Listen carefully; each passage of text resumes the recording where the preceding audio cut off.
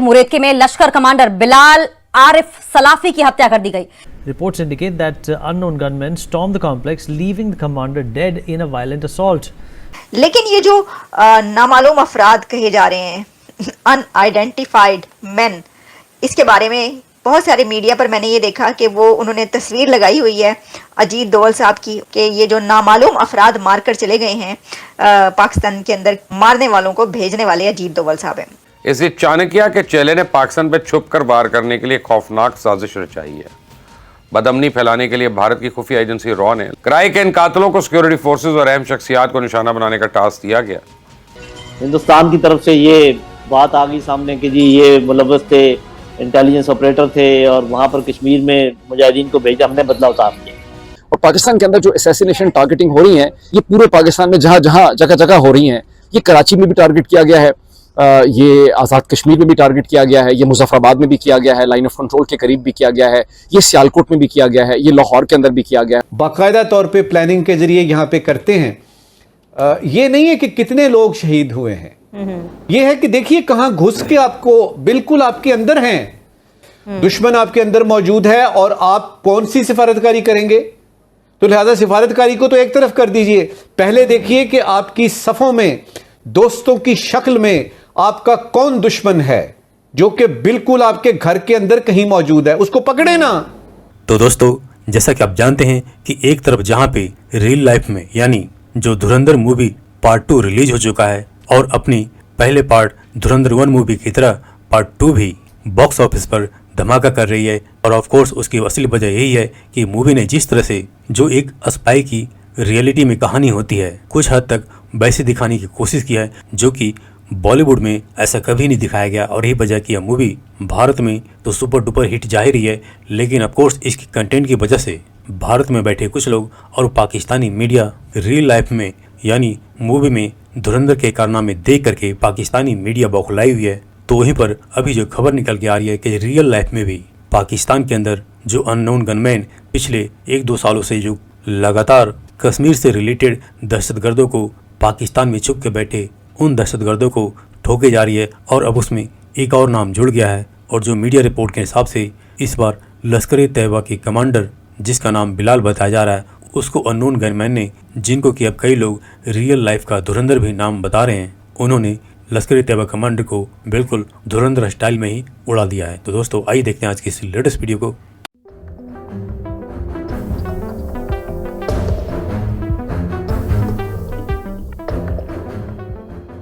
मुरेदके में लश्कर कमांडर बिलाल आरिफ सलाफी की हत्या कर दी गई। ईद की नमाज के बाद एलएटी कमांडर बिलाल की हत्या कर दी गई है। लश्कर कमांडर पर पहले फायरिंग, फिर चाकू मारा गया। लश्कर कमांडर की हत्या के बाद हमलावर फरार हो गया है। जानकारी के मुताबिक कुछ देर पहले पाकिस्तान के लाहौर शहर से सटे मुरीदके में आतंकी संगठन लश्कर-ए-तैयबा के, जो पहले से ही हिंदुस्तान की ओर से ध्वस्त कर दिया गया था हेडक्वार्टर्स ऑपरेशन सिंदूर के टाइम पे, वहां पर इनकी मौजूदगी थी। ध्वस्त हेडक्वार्टर्स मरकज तैयबा के परिसर में 2 लोगों ने मिलकर लश्कर-ए-तैयबा के कमांडर बिलाल आसिफ सलाफी की गोली और चाकू मारकर हत्या कर दी। सर, सबसे पहले ये फरमाइए कि एक के बाद एक ऐसे शख्स का कत्ल है जो कहीं ना कहीं किसी न किसी तरीके से इंडिया को मतलूब है। पाकिस्तान में हिंदुस्तान के दुश्मनों का खात्मा कौन कर रहा है?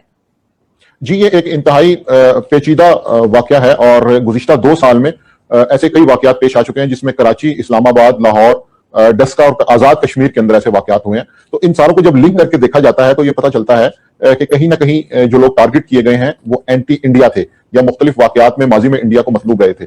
ये सिलसिला जनवरी 2022 से शुरू हुआ था जब अंदरून सिंध में सलीम रहमानी नाम के एक शख्स को कत्ल किया गया था, जिसका मुबैना ताल्लुक कलदम लश्कर-ए-तैयबा से बताया जाता है। वहां से ये मामला शुरू हुआ। उसके बाद फिर कराची में कलदम जैश-ए-मोहम्मद के एक नाम मोहम्मद जाहिद को कत्ल किया गया, जिसपे मुबैना तौर पर यह इल्जाम था कि वो कंधार हाईजैकिंग में मुलव्विस था। तो ये मामला यहाँ पे नहीं रुका। उसके बाद इस्लामाबाद में, लाहौर में एक सिख रहनुमा का कत्ल हुआ और कराची में एक तो ऐसी भी वारदातें हुई कि जिसके अंदर मर्डर तो नहीं हो सका, लेकिन उनका ताना बाना मुंबई के अंडरवर्ल्ड से जाके मिलता है।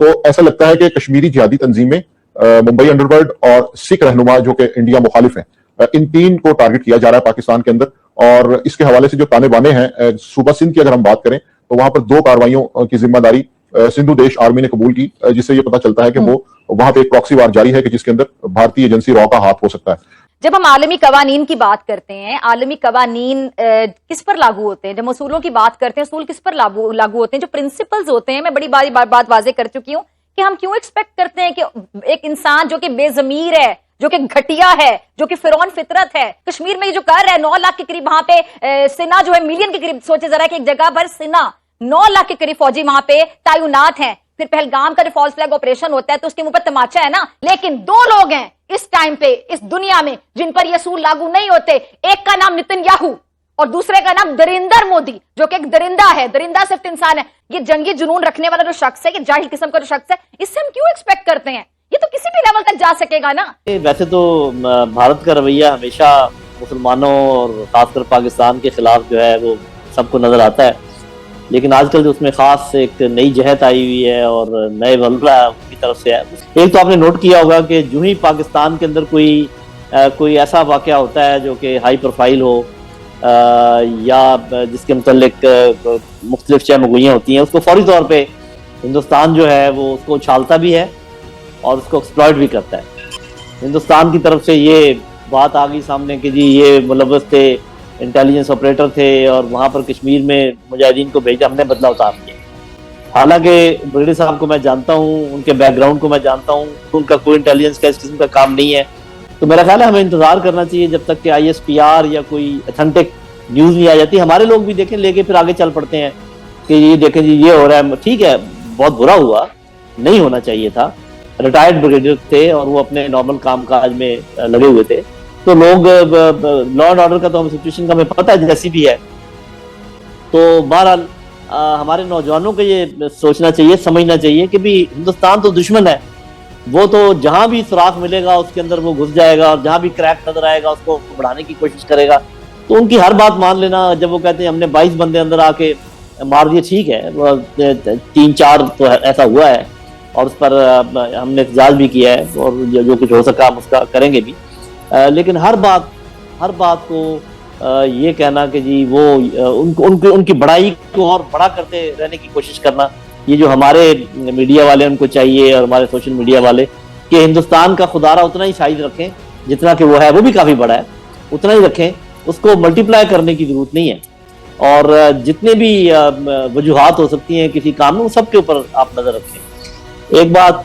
दूसरी बात आपने नोट किया होगा और ये बात आर्मी चीफ ने भी कही है कि ये जो है ना फॉल्स फ्लैग ऑपरेशन फिर से कोई नज़र आने लगे हैं कि पाकिस्तान का नाम ले लेकर वहाँ पर जो भी कोई वाकया पेश आता है मकबूजा कश्मीर में, हालांकि वहाँ इतना सप्रेस किया हुआ है वहाँ की मकामी आबादी को कि साफ ज़ाहिर उनका रिएक्शन तो आना ही आना है। क्योंकि साफ ज़ाहिर अगर इसको बुनियाद बनाकर या इसको फॉल्स फ्लैग टाइप कोई चीज़ करना चाहें, वो कोई काम करना चाहेंगे, तो इंशाल्लाह उनको मुंह तोड़ जवाब दिया जाएगा। बल्कि पहले भी जवाब उनको याद होने चाहिए, उससे भी ज़्यादा बड़े जवाब उनको मिल सकते हैं।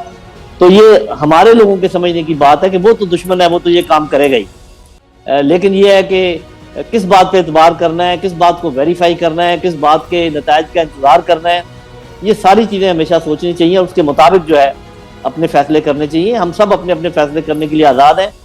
फैसला जो भी हो ऐसा होना चाहिए कि जो मुल्क के मफाद में हो।